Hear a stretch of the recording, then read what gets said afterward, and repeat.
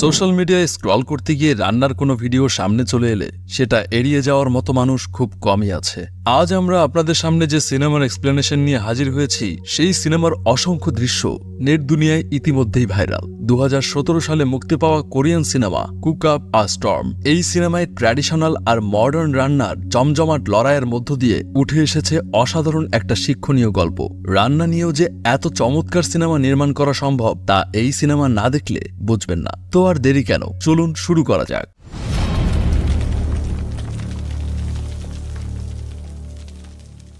সিনেমার শুরুতে গাও নামের একজনকে দেখা যায়। সে খুব ভালো একজন স্ট্রিট শেফ। গাওয়ের রান্না অনেক সুস্বাদু হওয়ায় তার এরিয়ার বাইরেও সে অনেক জনপ্রিয়। যদিও তার রান্নার ধরন একদম পুরনো আর ট্র্যাডিশনাল, তবু তার হাতের রান্নায় একটা ভিন্ন মাত্রার মুখরোচক স্বাদ পাওয়া যায়। তবে গাও খুব ভালো একজন শেফ হলেও তার শেফ হওয়ার পেছনের গল্পটা অনেক দুঃখজনক। গাওয়ের বাবাও একজন শেফ ছিলেন। তখন গাওয়ের বয়স সবেমাত্র 10। গাওয়ের বাবা গাওকে খুব ছোটবেলায় একটা সিম্পল নুডলস রান্না করতে না পারায় অন্য আরেকজন শেফের কাছে রেখে চলে যান। যাবার আগে তিনি গাওকে তাচ্ছিল্য করে বলে যান, তোমাকে আমার ছেলে বলতে লজ্জা হয়। গাওয়ের বাবা তাকে ছেড়ে যাওয়ায় সে ভীষণ কষ্ট পায় আর অনেকগুলো দিন সে তার বাবার ফিরে আসার জন্য অপেক্ষা করে, কিন্তু তার বাবা আর ফেরেনি। তাই তার বাবার প্রতি আস্তে আস্তে তার ভেতর ঘৃণার জন্ম হয় আর সে মনে মনে প্রতিজ্ঞা করে একদিন সে অনেক বড় শেফ হবে। গাওয়ের বাবা কিন্তু এখন নামকরা শেফ। পুরো চায়নায় তাকে গড অফ কুকিং নামে সবাই চেনে। তবে তিনি আজও তার ছেলে গাওয়ের কথা সবার থেকে লুকিয়ে রেখেছেন। সিনেমার এই পর্যায়ে আরেকজন ইয়াং শেফকে দেখা যায় যার নাম পল। পল ফ্রান্সের একজন নামকরা ইয়াংস্টার শেফ। পল মূলত বেশিরভাগ রিচ অ্যান্ড রয়্যাল ফ্যামিলির জন্য রান্না করে। এমনকি ফ্রান্সের কিং আর কুইনও পলের রান্নায় মন্ত্রমুগ্ধ। পলের এমন সাফল্য দেখে ফ্রান্সের সবথেকে বড় কোম্পানি তাদের রেস্টুরেন্টে সিনিয়র শেফ হিসেবে পলকে অফার করে। কিন্তু পল সেই লোভনীয় চাকরির প্রস্তাব প্রত্যাখ্যান করে বলে, আমি চায়নায় আমার নিজ শহরে একটা রেস্টুরেন্ট খুলতে চাই আর এটা আমার বাবার স্বপ্ন ছিল। পলের গার্লফ্রেন্ড মায়ও পলের সাথে অ্যাসিস্ট্যান্সি করে। কিছুদিন পর পল তার বাবার স্বপ্ন পূরণের লক্ষ্যে জন্মভূমি চায়নায় চলে আসে। একদিন মাছের বাজারে গিয়ে পল বাজারের সবচেয়ে বড় মাছটা কিনতে চাইলে মাছ বিক্রেতা তাকে বলে সবচেয়ে বড় মাছটা বিক্রি হয়ে গেছে। কিন্তু গাও যখন সেখানে আসে, মাছ বিক্রেতা ভেতর থেকে একটা বিশাল মাছ বের করে আর সেটা গাওকে দিয়ে দেয়। গাও তার দোকানের রেগুলার কাস্টমার আর এতদিন যাবৎ গাওয়ের কাছেই সে বড় মাছটা বিক্রি করে এসেছে। গাওকে বড় মাছটা দিতে দেখে পল খুব অবাক হয় আর প্রচন্ড রেগে যায়, যার ফলে গাও আর পলের মধ্যে ঝগড়া শুরু হয়ে যায়। তাদের ঝগড়া দেখে মাছ বিক্রেতা মাছটাকে দুভাগ করে দুজনকে দিয়ে দেয়। এরপর দেখা যায় একটা জমকালো অনুষ্ঠানের মধ্য দিয়ে পলের নতুন রেস্টুরেন্ট উদ্বোধন হচ্ছে। কিন্তু মজার ব্যাপার হলো পলের রেস্টুরেন্টের ঠিক উল্টো পাশেই মুখোমুখি অবস্থানে গাওয়ের রেস্টুরেন্ট। গাওয়ের বন্ধুরা সেই পলের রেস্টুরেন্ট দেখে রাগে গজগজ করতে থাকে, কারণ গাওয়ের সব কাস্টমার পলের রেস্টুরেন্টের জমকালো গ্র্যান্ড ওপেনিং দেখে সেখানে চলে যাচ্ছিল। আর তাই গাওয়ের বন্ধুরা চিৎকার করে বলতে শুরু করে, আজ সব খাবারে 50% ডিসকাউন্ট। ডিসকাউন্টের কথা শুনে সব কাস্টমার তখন গাওয়ের রেস্টুরেন্টের দিকে ছোটে, যার ফলে গাওয়ের বন্ধুদের সাথে পলের রেস্টুরেন্টের পার্টনারদের ঝগড়া শুরু হয়ে যায়। কথা কাটাকাটির এক পর্যায়ে সবাই বলে ওঠে গাও আর পলের মধ্যে তারা একটা কম্পিটিশন দেখতে চায়। তাদের মধ্যে কেউ প্রথমে কম্পিটিশনের জন্য রাজি না হলেও যখন দুজন দুজনকে চিনতে পারে তখন তারাও কম্পিটিশনে রাজি হয়ে যায়। তাদের মধ্যে ফিশ কাটিং কম্পিটিশন হবে। দুজনকে একটা টেবিলের দুপ্রান্তে দাঁড় করিয়ে তাদের সামনে একটা মাছ রাখা হয়। পল খুব দ্রুততার সাথে মাছটা কেটে মাছের ভেতরে থাকা কাঁটাগুলো সুনিপুণ কৌশলে আলাদা করতে থাকে। পলের সেই দৃষ্টিনন্দন কাঁটা নিধন দেখে সবাই অনেক আনন্দ পায়। পল এবার মাছটাকে গাওয়ের দিকে ছুড়ে দেয়। গাও এবার একটা ছুরি দিয়ে মাছটা কাটতে শুরু করে। প্রথম দিকে কেউ কিছু বুঝতে না পারলেও কিছুক্ষণের মধ্যেই গাওয়ের মাছ কাটার স্কিল দেখে সবাই অবাক হয়ে যায়। মুহূর্তের মধ্যেই মাছটা দক্ষতার সাথে কেটে নিখুঁতভাবে চামড়া আলাদা করে গাও সেটা পলের দিকে ছুড়ে দেয়। তাদের এই অভিনব আর দৃষ্টিনন্দন ফিশ কাটিং স্কিল দেখে সেখানকার চেয়ারম্যান তাদের ইন্টারন্যাশনাল শেফ কম্পিটিশনে পার্টিসিপেট করতে বলে। সেই কম্পিটিশনে পাবলিক ভোটের মাধ্যমে সেরা শেফ বেছে নেওয়া হয়। তারা দুজন তখন সেই কম্পিটিশনে যোগ দেওয়ার জন্য রাজি হয়ে যায়। এরপর একটা টিভি ইন্টারভিউতে পলকে দেখা যায়। পল সেখানে বলে, চায়নার খাবারের ধরন একদমই পাল্টায়নি। এখানে আজও সেই 300 বছরের পুরনো স্টাইলে রান্না করা হয়। তাই আমি ফ্রান্স থেকে এখানে এসেছি নতুনভাবে রান্নার স্টাইল শেখানোর জন্য। গাও সেই ইন্টারভিউটা টিভিতে দেখছিল। পলের কথা শুনে সে খুব রেগে যায়, কারণ এসব কথা পল গাওকে উদ্দেশ্য করেই বলছিল। পরের দিন গাও বাজারে মাছ কিনতে গেলে জানতে পারে পল দ্বিগুণ দাম দিয়ে সবগুলো মাছ কিনে নিয়ে গেছে। সঙ্গত কারণেই পলের প্রতি গাওয়ের রাগ আরো বেড়ে যায়। এদিকে সেই কম্পিটিশনে গাও আর পল দুজনকেই সিলেক্ট করা হয়েছে। আর এই কম্পিটিশনে যে জিততে পারবে তাকে ম্যাকাওতে ইন্টারন্যাশনাল শেফ কম্পিটিশনে মিস্টার কো অর্থাৎ গাওয়ের বাবার সাথে প্রতিযোগিতা করার সুযোগ দেওয়া হবে। এটা শুনে সবাই খুব খুশি হলেও গাও এতে একদমই খুশি হয় না, কারণ সে আজও তার বাবাকে ঘৃণা করে। যদিও কেউ জানে না গাও গড অফ কুকিং মিস্টার কো এর ছেলে। একবার এক ইন্টারভিউতে মিস্টার কোকে জিজ্ঞাসা করা হয়েছিল গাও তার ছেলে কিনা, কারণ মিস্টার কো আর গাওয়ের সারনেম একই। মিস্টার কো তখন আমার কোনো ছেলে নেই বলে সেখান থেকে রাগ করে চলে যান। এদিকে পলের গার্লফ্রেন্ড মায়ো গাওয়ের রেস্টুরেন্টে এসে তাকে ইনভাইট করে। ইনভিটেশন অ্যাকসেপ্ট করে গাও আর তার ফ্রেন্ড পলের রেস্টুরেন্টে গেলে মায়ো তাদের সামনে একটা স্পেশাল আইটেম রাখে, যেটা ফ্রাই এগ আর প্লান্টের মতো দেখালেও গাও সেটা টেস্ট করার পর সেই খাবারের বিশেষত্ব বুঝতে পারে। গাও সেই ডিশটা নিয়ে সরাসরি পলের কাছে গিয়ে বলে, তুমি যে এসব করে আমাকে ছোট করতে চাইছো তা আমি বুঝতে পেরেছি। তুমি আসলে শো অফ করতে চাইছো যাতে আমার কনফিডেন্স ব্রেক হয়। গাওয়ের এমন অভিযোগে পল চুপ করে থাকে, কারণ গাওয়ের ধারণাই ঠিক ছিল পল উদ্দেশ্য প্রণোদিত হয়েই এমনটা করেছে। এরপর পল গাওকে আবার ছোট করার জন্য বলে, তুমি কি এই মাংসটা নিজের স্টাইলে রান্না করে দেখাতে পারো? গাও চ্যালেঞ্জটা অ্যাকসেপ্ট করে। সে খুব সুন্দরভাবে মাংসটা ফ্রাই করে যাতে সেটার ফ্লেভার আরও ভালো হয়। গাওয়ের টেকনিক দেখে সবাই ইমপ্রেস হলেও পল ইমপ্রেস হয় না, কারণ পল মডার্ন টেকনোলজি ইউজ করে সেটাকে খুব ফাস্ট অ্যান্ড ইজি ওয়েতে রান্না করে ফেলে। গাও যখন সেই ডিশটার স্মেল নেয় তখন সে বুঝতে পারে পলের ডিশটা রান্না করতে যেমন কম সময় লেগেছে তেমনি সেটা তার থেকেও ভালো হয়েছে, যার ফলে গাও হতাশ হয়ে সেখান থেকে চলে যায়। এরপর দেখা যায় মিস্টার কো তার বন্ধুর কাছে খবর পাঠিয়ে গাওকে তার কাছে ডেকে পাঠান। অনেকদিন পর গাওয়ের সাথে তার বাবার দেখা হলো। মিস্টার কো গাওকে তার ব্যাপারে জিজ্ঞাসা করলে গাও রেগে গিয়ে বলে, তুমি আমার বাবা নও, কারণ তুমি সবার সামনে ইন্টারভিউতে আমাকে তোমার ছেলে বলে অস্বীকার করেছ। জবাবে মিস্টার কো বলেন, আমি অস্বীকার না করলে সবাই বলবে তুমি এতদূর আমার জন্যই পৌঁছেছ, নিজের ট্যালেন্টে নয়।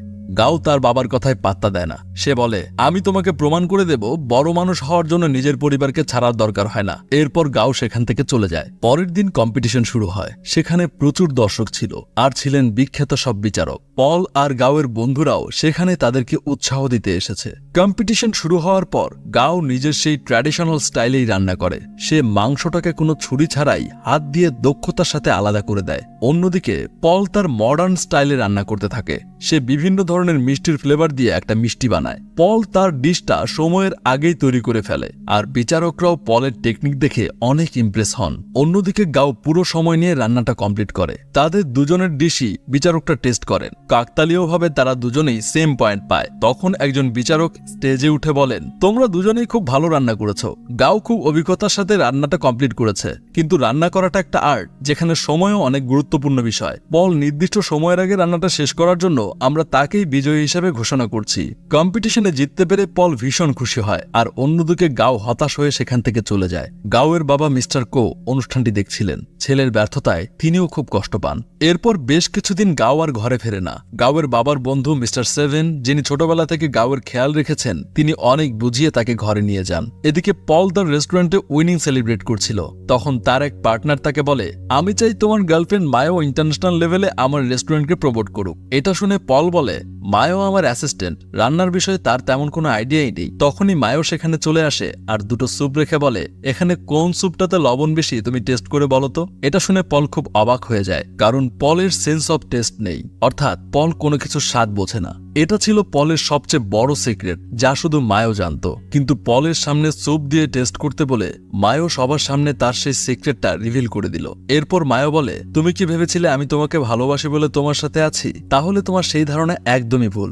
আমি শুধু ইন্টারন্যাশনাল শেফ কম্পিটিশনে যোগ দিতে চেয়েছি বলেই তোমার সাথে ছিলাম। এই কম্পিটিশনে পার্টিসিপেট করাটাই আমার সব থেকে বড় স্বপ্ন ছিল।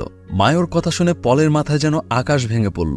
পলকে আরো অবাক করে দিয়ে তার পার্টনার তাকে বলে, মায়ো এখন আমার গার্লফ্রেন্ড, তুমি ওকে ফিরে পাওয়ার জন্য কোনো চেষ্টা করবে না। পল কখনো ভাবেনি মায়ো তাকে এভাবে ঠকাবে। পল হতাশ হয়ে একা একা বসে ড্রিঙ্ক করতে থাকে। তখন গাও সেই পথেই যাচ্ছিল।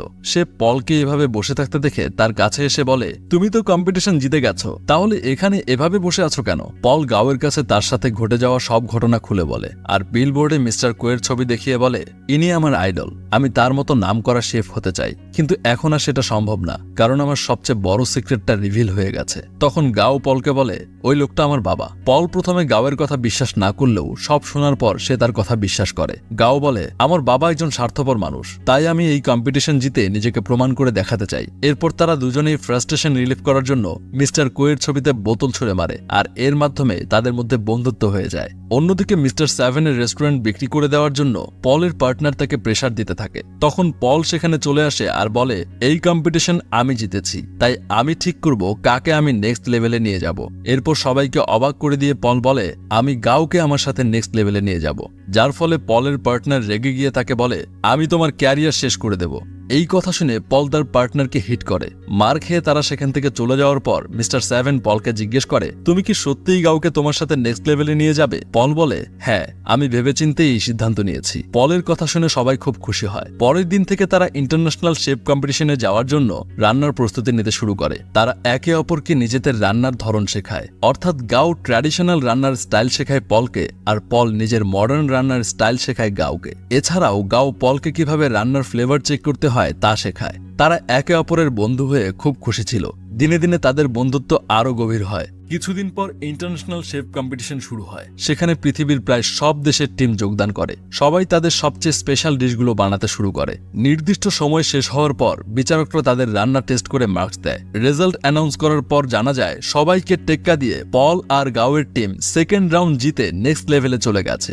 বিচারকরা তাদের রান্নার খুব প্রশংসা করে বলে, তারা এরকম ডিশ আগে কখনো টেস্ট করেনি। ট্র্যাডিশনাল আর মডার্ন রান্নার এমন কম্বিনেশন তাদের রান্নাকে টপ লেভেলে নিয়ে গেছে। কিন্তু গাও আর পলের মধ্যে একজন মিস্টার কোয়ের সাথে কম্পিটিশন করার সুযোগ পাবে। গাও পলকে শুভকামনা জানিয়ে বলে, তোমার স্বপ্ন পূরণ হতে চলেছে, আমি জানি তুমি পারবে। কিন্তু পল আবারও গাওকে অবাক করে দিয়ে বলে, আমি না, নেক্সট লেভেলে তুমি যাচ্ছ, কারণ তোমার বাবার সাথে তোমার এই কম্পিটিশনটা খুব গুরুত্বপূর্ণ। তাছাড়া আমার সেন্স অফ টেস্ট না থাকা সত্ত্বেও এই কম্পিটিশনে আমি এত দূর এসেছি, এটাই আমার কাছে অনেক বড় পাওয়া। আমি ইতিমধ্যে চায়নায় রেস্টুরেন্ট খুলে আমার বাবার স্বপ্ন পূরণ করে ফেলেছি, তাই আমি চাই এবার তুমি নেক্সট লেভেলে যাও আর তোমার বাবার স্বপ্ন পূরণ করো। গাও পলের এমন উদারতায় মুগ্ধ হয় আর পলের সিদ্ধান্ত মেনে নেয়। পরের দিন নেক্সট লেভেল কম্পিটিশন শুরু হয়ে যায়। কম্পিটিশনের শুরুতেই বিচারকরা বলেন, আপনারা আপনাদের ইচ্ছামতো যে কোনো ডিশ রান্না করতে পারেন, কিন্তু সেটা 1 ঘন্টার মধ্যে শেষ করতে হবে। মিস্টার কো সাথে সাথেই রান্না শুরু করে দেন, কিন্তু গাও রান্না না করে কাঠের পুতুলের মতো দাঁড়িয়ে থাকে। তার মনে পড়ে যায়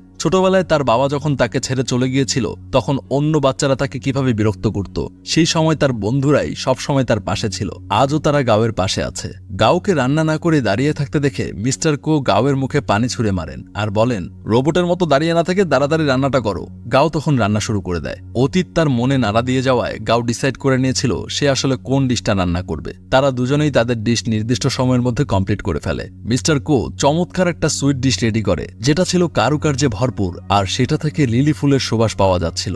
বিচারকরা সেটা খেয়ে বরাবরের মতোই মুগ্ধ হয়। এবার গাওয়ের ডিশ টেস্ট করার পালা, কিন্তু গাও সবাইকে অবাক করে দিয়ে নিজের ডিশ বিচারকদের না দিয়ে তার বাবার দিকে বাড়িয়ে দেয়। এটা সেই নুডলসের ডিশ যেটা গাও ছোটবেলায় করতে পারেনি বলে তার বাবা সেটা বানিয়ে গাওকে দিয়ে বলেছিল, তুমি কোনোদিন শেফ হতে পারবে না। নুডলসটা তার বাবার হাতে ধরিয়ে দিয়ে গাও সেখান থেকে চলে যায়। মূলত শুরু থেকেই তার উদ্দেশ্য ছিল সে তার বাবাকে প্রুফ করবে যে সেও একজন ভালো শেফ হতে পারে। নুডলসটা মুখে দিয়ে মিস্টার কো বিমোহিত হয়ে যান। তিনি গাওকে বলেন, ওয়েল ডান, এটা আমার জীবনে খাওয়া সব থেকে সেরা নুডলস ছিল। তার বাবার মুখ থেকে এমন কথা শোনার পর গাও পরিতৃপ্তির হাসি হেসে সেখান থেকে চলে যায়। গাও চলে যাওয়ার পর তার বাবা ইমোশনাল হয়ে যায়, আর এত মানুষের সামনে বাচ্চাদের মতো নুডলসটা গপ গপ করে গিলতে থাকে। তার চোখ অশ্রুতে ভিজে যায়, কারণ তিনি তার ভুল বুঝতে পেরেছিলেন। সত্যিই তিনি তার ছেলের সাথে অনেক বড় অন্যায় করেছেন। মিস্টার কোকে এভাবে খেতে দেখে সবাই বুঝতে পারে যে গাও তারই ছেলে। এরপর দেখা যায় গাওয়ের রেস্টুরেন্টে সেই আগের মতোই ভিড়, আর তার রেস্টুরেন্টে এখন পলও কাজ করছে।